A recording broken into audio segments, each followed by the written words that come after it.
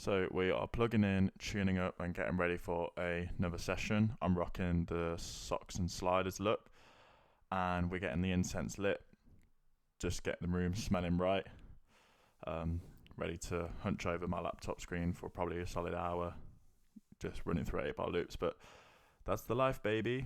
So let's get the laptop on, Ableton up and running, and let's make some tunes.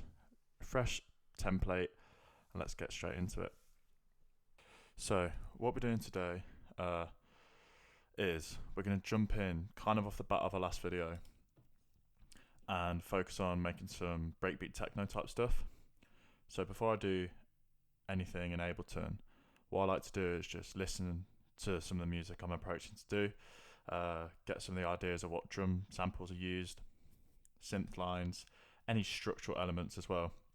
So we're just going to go through Spotify and just listen to some music. Let's take it apart and listen to it critically and think, what do we want to take from these and add to our piece?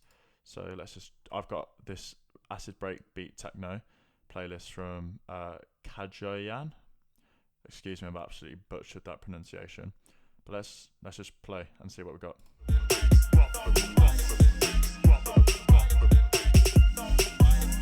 I'm just going to kind of shift through and take little bits of the time. Obviously we got a 303 in there, or an emulation of. So already our first two tracks have these like real snappy 909 snares, kind of muddy, they're not very bright, they're quite mid-centered, real harsh hi-hats, the to carry the beat along.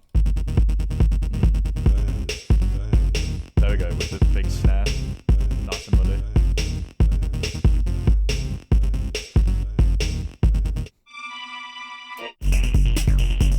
Yeah, already these snares are so punchy and they really have I believe it's a 9/9 snare, but yeah, they're not like a garage snare where it's very snappy. They have quite a long decay time. They're quite muddy as well. Gritty is probably the word I'd say. Very linear. It's not got much groove. It's very quantized. Whereas garage is a bit more swung. So straight shooting beats basically. Okay, sweet. So now I've got a bit of an idea of what I'm looking out for. I'm going to jump in and try and emulate a drum line similar to that. So what I've gone and done here is I've just listened to some of the stuff on Spotify and I've taken what we figured out from there and put it into the kit. So I went for snappy snares, kind of thuddy bass drums, and only the tiniest bit of shuffle, as you can see here, because it's all quite straight rhythms. It's not really that syncopated or swung. So for the kick, let's take off all the master effects for now. I've gone for just the 909 bass. Let's just mute that as well. Solo it even. Sweet. And then for the snare, we've gone for an 808. And what I've done is just tapered off some of the decay so it's a bit more snappy. Hi-hats, 808s as well. And what these have is some weak notes, so it's just accents, adds a little bit more of a groove. 909 hi-hat, tuned down slightly. And then I've just got two variations going on. So this one, and then the second variation adds a second kick and an offbeat snare just to create a bit more movement.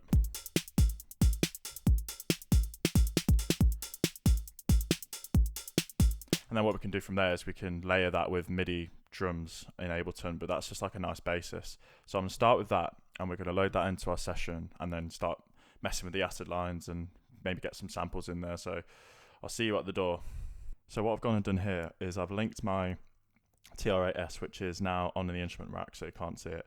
When I say instrument rack, I don't mean like software instrument rack, I mean like my literal stand. And then I've linked it through MIDI to USB, so when I press play on Ableton, it'll activate it. Magic. And then what I'm going to do from there is I actually have to, you're not going to be able to see this, I'm going over to my TRAS and I'm changing the audio assigned to individual so that way I can monitor the tracks individually. And then I have to change my audio preferences real quick here. Let the input device be the TRAS. And then what we can do is if I make enough audio tracks, we can then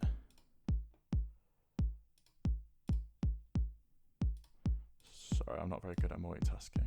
There we go. We can then group these together and record the drums individually. So then when it comes to the mixing process, we don't just have one stereo recording. We can take away the stems, we can take away elements, we can compress the kick individually, we can add reverb to the snare or hi-hats or whatever. So I'm going to quickly arm all of these to record. I'm going to set the monitor to in so we can hear what's going on. And I'm going to record it in the middle of the session. I learned this from a James Wiltshire masterclass, just because when you record it right close to the start, it's just a pain in the arse when you're trying to chop the latency off, and I'll show you what I mean in a minute. Because you're dealing with USBs and computers, and just the nature of that means that there is a little bit of latency, because obviously the information needs to go to the TRAS to start recording, and then that needs to go back through the line inputs so that the sound, so as you can see, well, you probably can't see very clearly on the camera, but there is a slight tail, which means it's slightly off the grid. So what I do is I delete that, and then I drag that all the way back to the start, even further again, just to make sure, right, so that's hugging the start now, and we'll chop off that. So now we've got our 4-bar loop. Sweet, we're in. So next is to get the acid line down.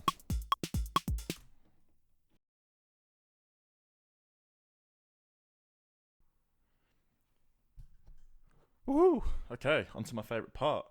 Let's get an acid line going. So I'm going to go for a minor acid line like usual and run it through Ableton, and I'm going to add a load of reverb onto it, and I'm going to add some overdrive as well, because it just makes it sound a lot cooler. And let's pitch some stuff in. So I'm going to keep it in the scale of D minor, something I'm quite familiar with.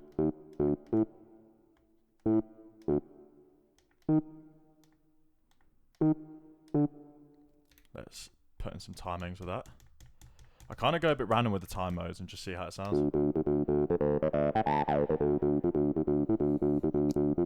Okay, I like that. Accents, pitch mode, so let's get the stabs on the offbeats. I also like to do the stabs where there's like a change in pitch or octave. So like here, 13 would be a good example as well. Let's take off the stab on 11. Slides, see what it sounds like.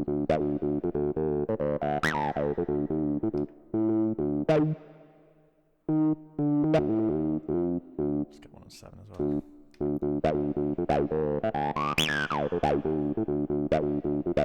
Right, that's really barking. Then we play that in relation to our drums as well.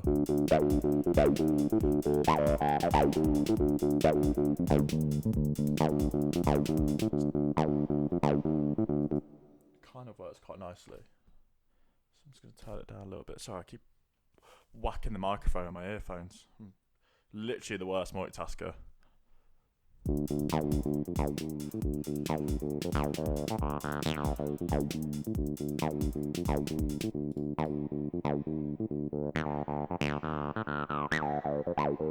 Okay, I quite like that. Alright, sweet. So now I'm going to record that into the DAW, and then we'll go on from there. Next up, we just got to get some pads, a bass line, and then we've got a nice solid base of where to go from. So yeah, I'll see you in the DAW. Well, actually, I won't see you in the DAW. I will see you in the DAW. I'm getting confused. I'm a shirt.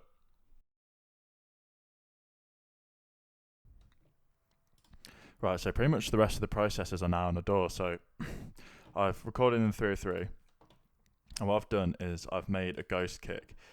This just emulates the rhythm of the kick. It just means that I can sidechain elements all the way through the track without the kick having to play. and I've sidechained to the 303 to give it that bounce.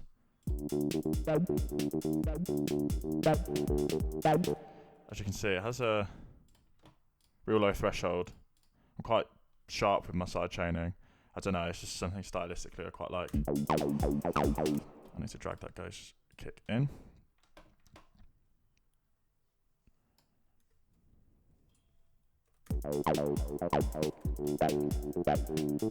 Okay, that sounds cool, but the drums, if we listen to our Spotify again, the drums, they don't really seem to have that same character. So what we're gonna have to do is do some processing, excuse me.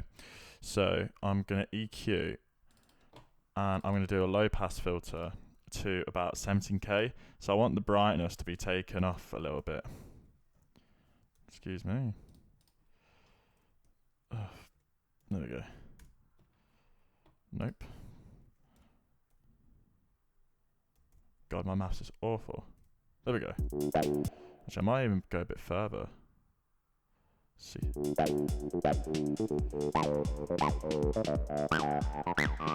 Okay, I was way out. We're going low passing to about 10k here. So all I'm doing there is taking out the brightness of the hi-hats and making it sound a bit muddier. And then what I'm going to do is overdrive. Excuse me. Use saturator instead. I'm going to turn down the output because when I up the drive, it's just going to sound fucking loud.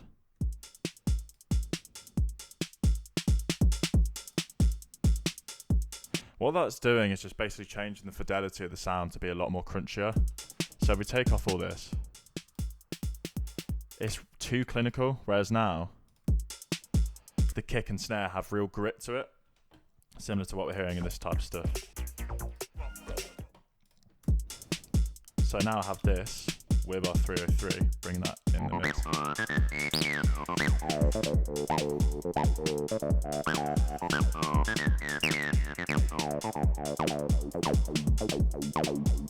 So that's all well and good, but we need some paddy stuff. So we can either put in some pads ourselves, but for the purpose of this, because we're just working to do some inspiration, let's just jump into Splice. Because we all use it, I try not to use it too much, and I preach about it, but you know, when you want something quick, there's nothing wrong with using samples.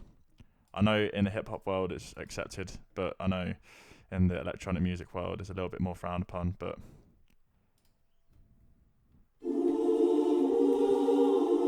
Christ, okay, we don't want that. Let's techno.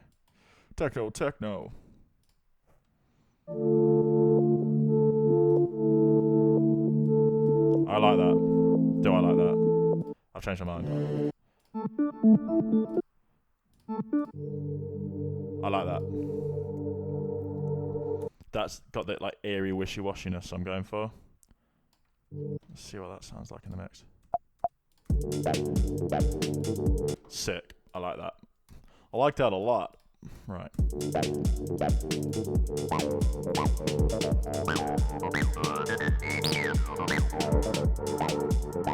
take that up a little bit.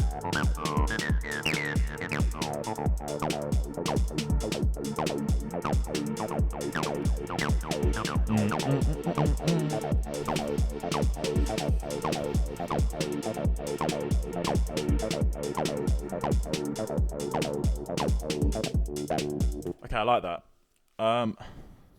Yeah, that's cool. And then probably what I want to do is add a respace. So let's go to analog.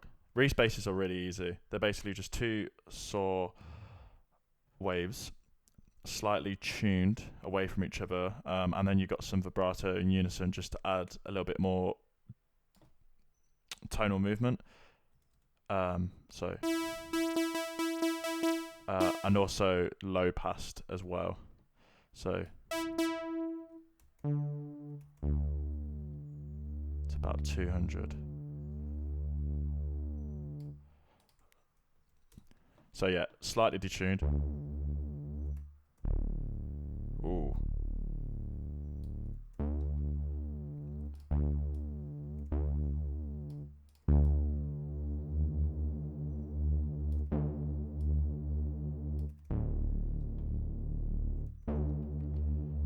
Okay, sweet. And then, am I missing anything? Don't want any noise in there. Yeah, I'm gonna just put in a little bit of noise actually.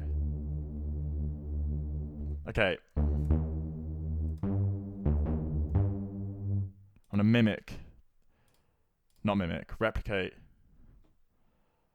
that progression now.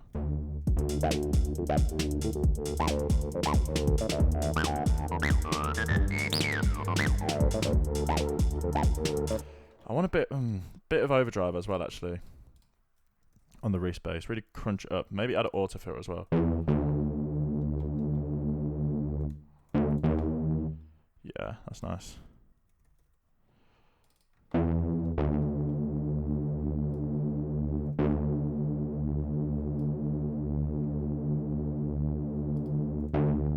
Nah, we don't need the autofill actually. Right. 1, 2, 3, 4.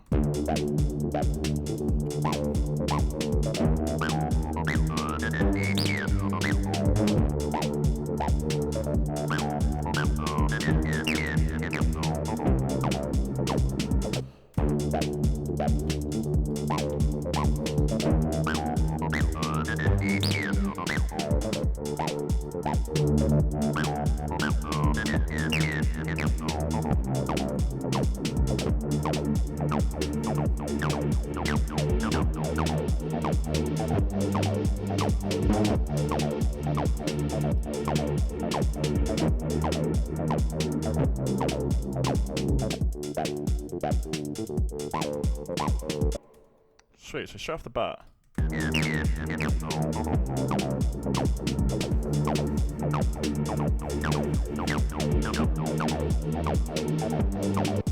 We got a pretty solid little loop to start off with, bass. Trying to think if there's anything else I'd want to add to that.